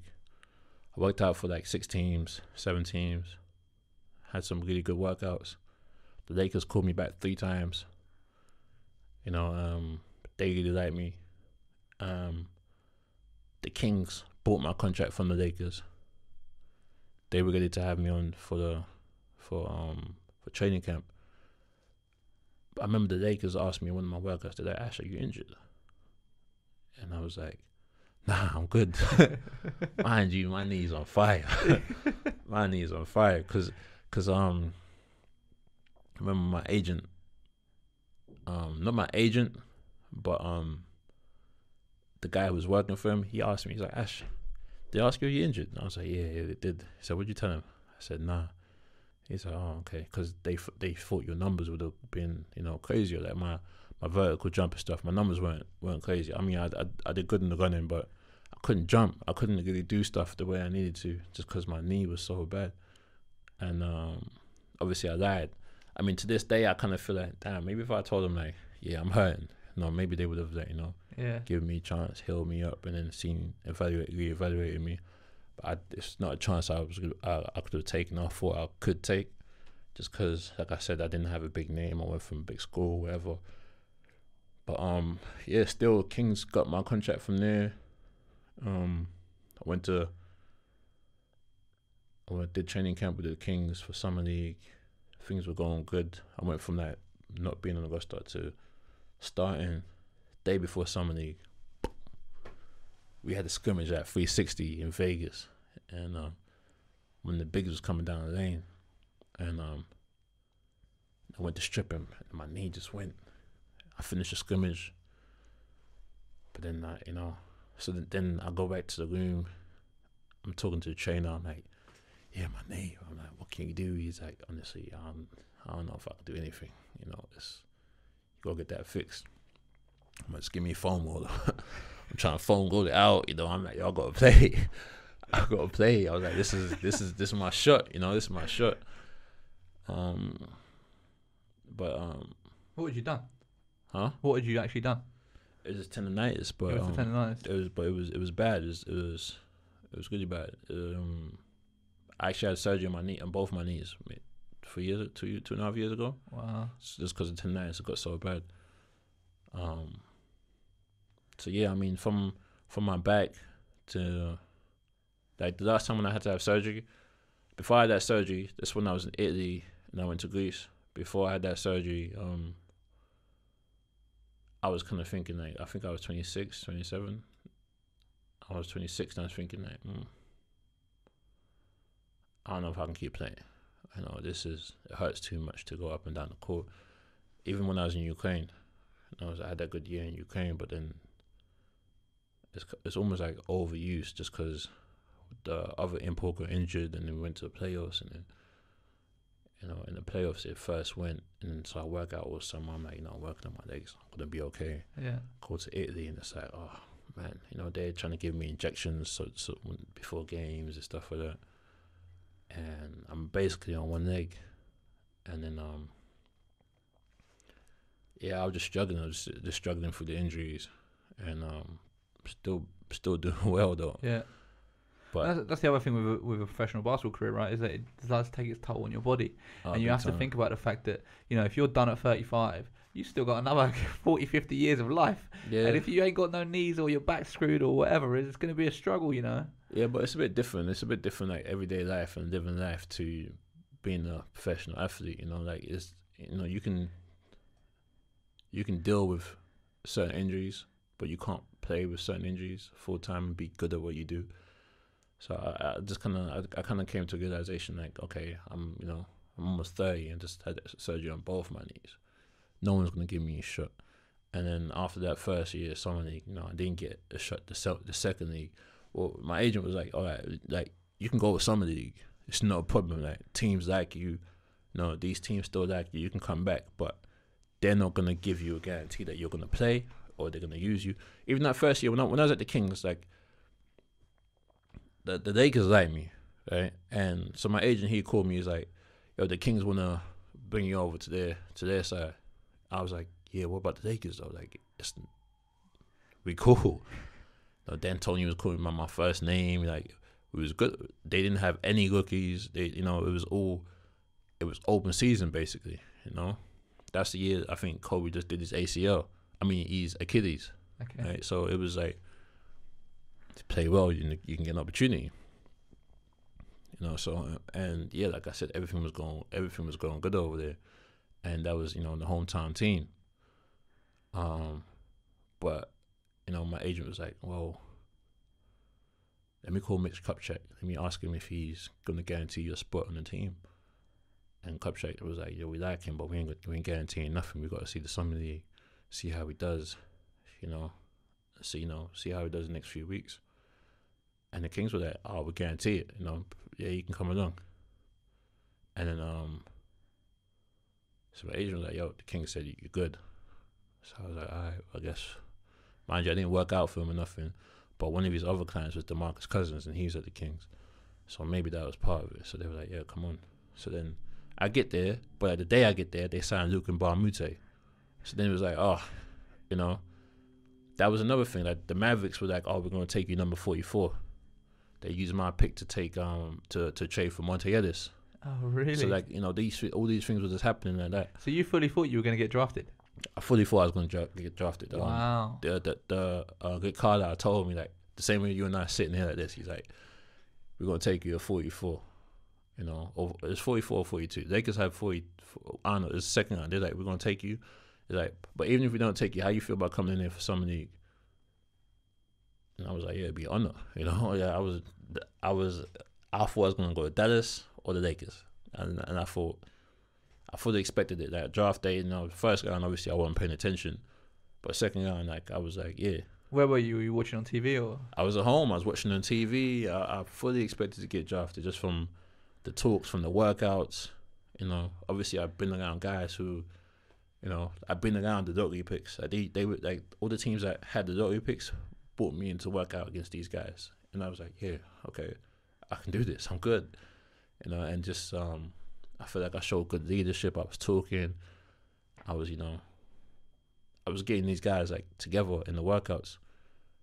And, and like I said, the Lakers brought me back 3 times. Dallas was amazing. One of the guys working out with me in Dallas was Rodney McGruder, and now he's with the Heat. He's done really well for himself. So I fully expected to get drafted, but then just one thing happened after another. How did you feel when the 44th pick or whatever pick it was went past and you didn't hear your name? I was a little bit confused. I was like, why would they say this? Or why was it just gassing me up? Is this something they said to everyone? But it was it was disappointing, because I was like one of the dreams. Didn't happen the way I wanted to, but at the same time I was like, okay, yeah, no, don't worry, I'm gonna go, I'm gonna show them. So then I went to the Lakers, started training camp with the Lakers, and so I used to come in early, and that's when Kobe be going around these, he just done an Achilles, he had these things, but Kobe would still be at the gym, be there early. So I'm like, Kobe in there, I gotta be in there, let me work out. I'll be with the trainer and stuff like that. Then I'll go practice. Then we rest. Then we practice again. Then we rest. I'll be dead after those workouts. And 3 days in, I got a call. Yo, the Kings want to buy you. I was like, but I like it here. He's like, don't be. It's not about that. Like, are they guaranteeing your spot? And I don't know. He's like, oh, cool. And obviously, Kupchak was like, nah, I don't guarantee it, but we like him. The Kings were like, come along, go to the Kings. But first, when I got there, they weren't calling any of us by our first names, except for Ben McLemore and Ray McCollum Jr. Those were their draft picks. Everyone else was a number. By the end of the week, I was getting called by my first name. Everything was good. We was in Vegas. It was crazy, man. What's the NBA experience like? Like, obviously, First of all, summer league is like summer camp for the NBA. Like, all the players are there. Yeah. All the players are there. Like, even if they're not with their teams or whatever, all the players are there. Everyone goes out at night, hangs out. It's like a big community. It's dope, man. Like, the environment is great. It's great. And then obviously they cover everything, right? Do you get a per diem? We got $124 a day. Dollars. What? Yeah. So that was like, but we got that $124 a day when we was practicing too. Okay. So mind you, even when I was at the Lakers had us at like this, like they had like a hotel next to the old Lakers facility. Yeah. And we stayed there, but they still gave us $124 a day. So every day we got $124. But the thing about Vegas is, like, that 124, you can spend it easily in that day. So if you get breakfast costs like $30. You know, you get lunch, 60, dinner, 90, go out, it's gone. You know, and then and you're on your own. You get there, you check in the hotel, and they be like, okay, you got practice at this time. We're going here at this time. Bus is leaving at this time. You know, first bus leaves at this time, second bus leaves at this time. You just gotta be there for the bus. That's it. You on your own. Do what you want. So a lot of the guys, they're like, I'm saving this money. I don't know when I'm getting my next check. I'm going to McDonald's. I'm like, what? You're crazy. We got to take care of ourselves. I'm like, you lived a good life. Yes. Yes. I didn't know next time, you know. I mean, like, again, like I felt very comfortable in the environment, but at the same time, I wasn't trying to be naive or whatever, you know. First of all, like, when I thought things were going to go one way at the draft, it didn't go that way, you know. So now I'm in this situation. I wasn't, you know. I was going to make the most of it, and I was going to enjoy it. I was going to work hard, but I thought I was going to do enough to work my way onto the team. I said I had no doubts. Mike Malone was a coach at the time, you know, and he was dope. And then, you know, we were cool.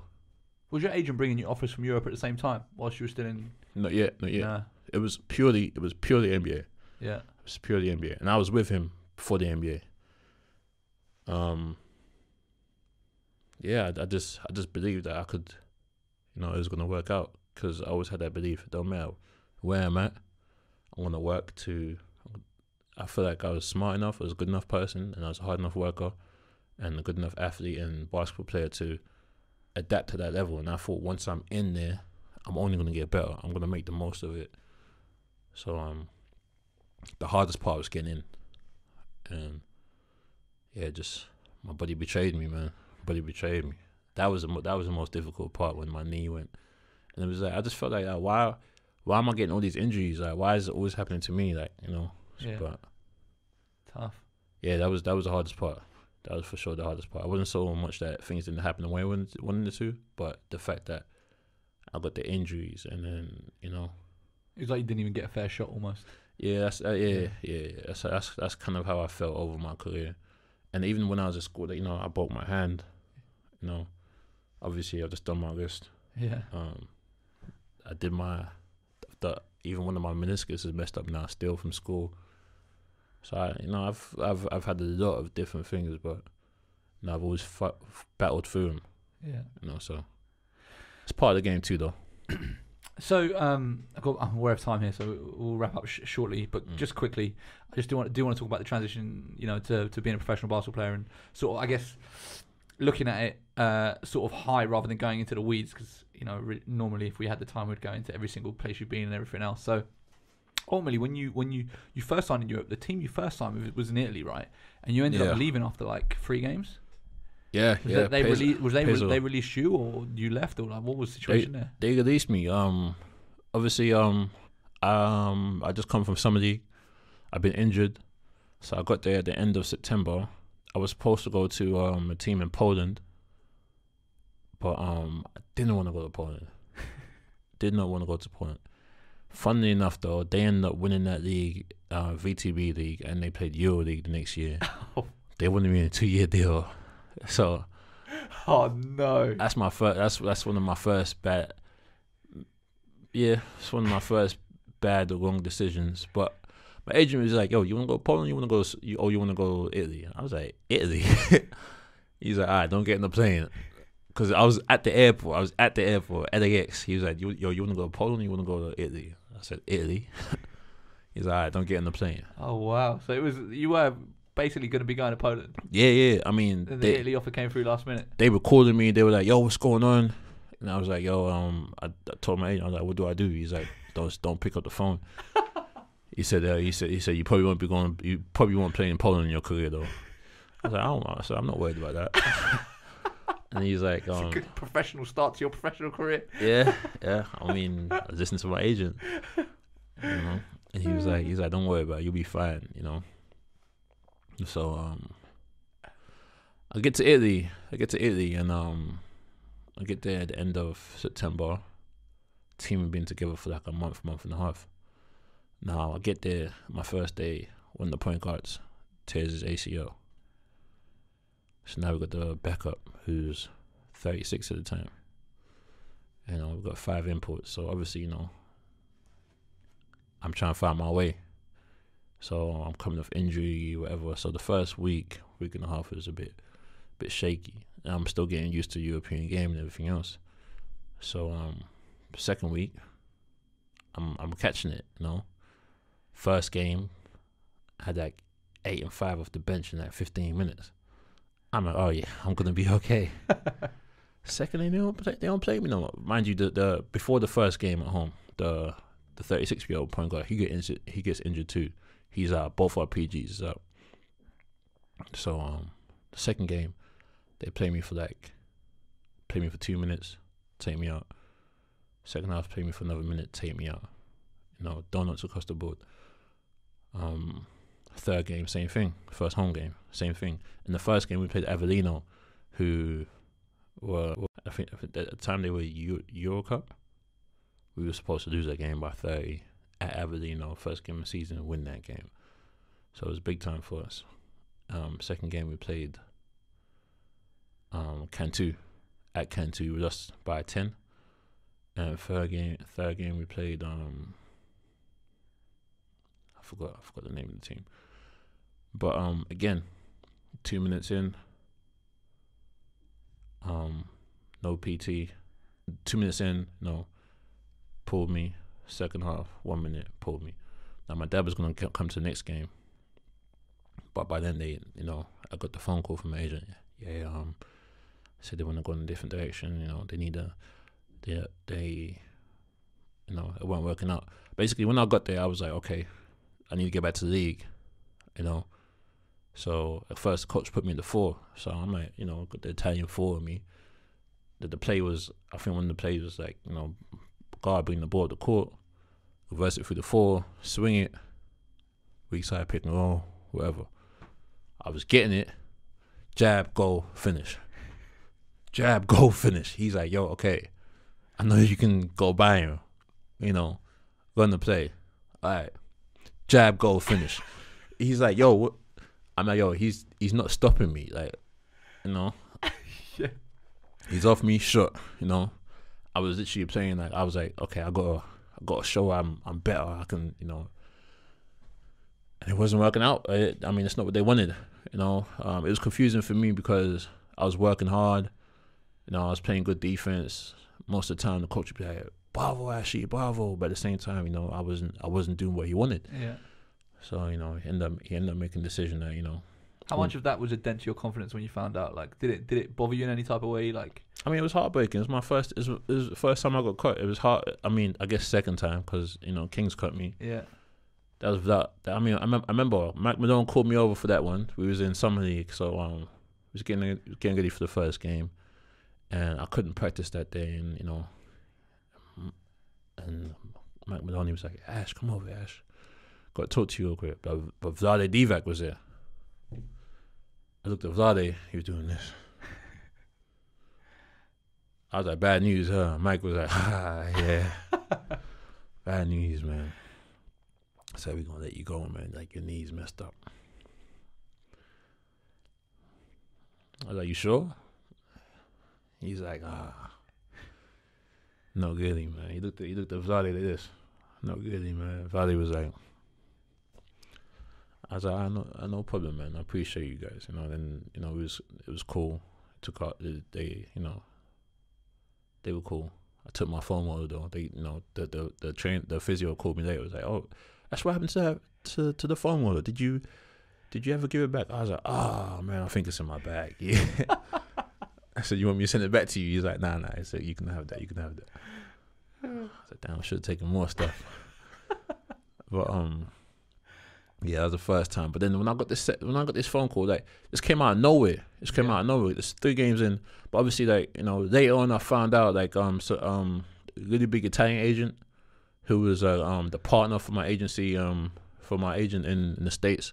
He had told me, like, basically they needed another player. They didn't have a budget for another player, so they needed a guard, because we didn't have a point guard, and they wanted to bring in an American guard.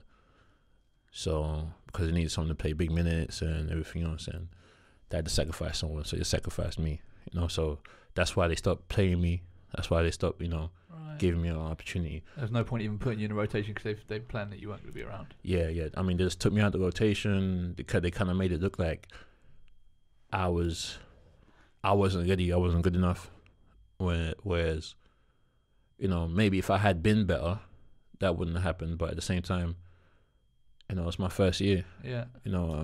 So was your contract guaranteed in any way? Did you get any type of payout for getting cut, or was it just... They paid me for the rest of the year. So, did you? Okay. So I went to the second division. But I was still on my first division contract. And then you got a second division contract as well, I assume. So Okay. Yeah. So you did all right out of it. Yeah, I mean, when I think about it now, but at the time I was like... Because when I first got there to second division, I was like...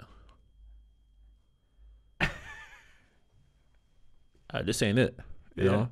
This ain't it, because I just felt like a lot of the guys, like, again, what you find around Europe and around different places, like, people are comfortable where they get. So, some people are never striving to get to the next level, or some people are never like, this is fine for them. Okay, I got my job, I'm getting paid, this is okay, this is my life.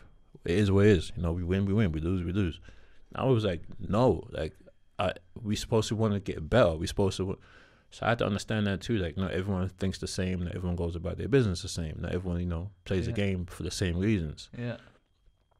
So there was that, and just different environment. I mean, again, it was good for me. I learned a lot. I met good people. I was around good people, and had a good season. I had a good first season. That hit my first game with her, put the ball in the hands. They put me back on the wing. It worked out all right in the end. It worked out very well in the end, but still, I mean, it was hard. It was hard. Like, that's the only team. When I got cut, like, I left all my stuff. I didn't take any of the stuff. Like, they gave us so much gear. I didn't take any of it. And they were like, "Oh, do you want to send us your stuff? Do you want to send you that stuff?" I'm like, "No, I don't want it. I don't want none of it. Like, that's the only team. Like, I kind of like completely distance myself from it. Yeah. Tough. Yeah. So, all right, look, we need to wrap up, and I think what we're gonna have to do is get you on again sometime because there's just so many stories that it's been many years. It's been many years. The one question I do want to ask you, just to wrap up on, I know there's a lot of young people that end up watching this, a lot of young players that kind of want to be where you are and do the things that you've done. If you were to give advice to a younger player coming through that wants to be where you are and be a professional basketball player, what would you say? First of all, don't be scared to ask questions, man. When you see all of us are very accessible. We all come from humble backgrounds and humble beginnings, and we understand what it's like. So, like, you see Justin, ask him a question. You see me, ask me a question. You see Matt, you see anyone on our team, anyone that I know in particular, or anyone, around the BBL that's British, ask them a question.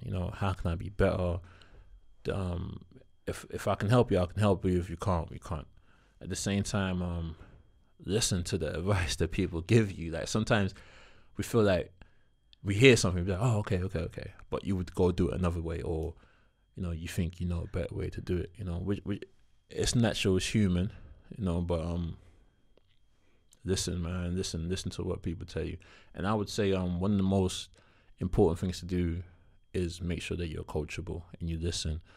It's very important to be able to. You can make a team simply by listening, being on time, and not being an issue for the coach. He might have you on. If you're the last guy on the bench, be the last guy on the bench. At least you're the last guy at the bench. When you're the last guy on the bench, you can play your way into being the 11th man, the 10th man, the 9th man. Sometimes you have to pay your dues. You have to understand that professional sports, professional basketball, it's not necessarily a fun sport. It's a satisfaction sport. You get satisfaction out of the work that you put in. It's fun in the summertime when you come home and you see your boys and you play with your boys and you work out and you work in your game. But the season is not always fun. Being in certain situations and dealing with professional things and organizations and things of that nature, it's not necessarily fun. So you have to understand that too. Cool. That is a perfect place to wrap it up. Ash, Thank you so much for making the trip east. It's much appreciated, and I look forward to getting you back on again at some point in the future. Thanks for having me, Sam.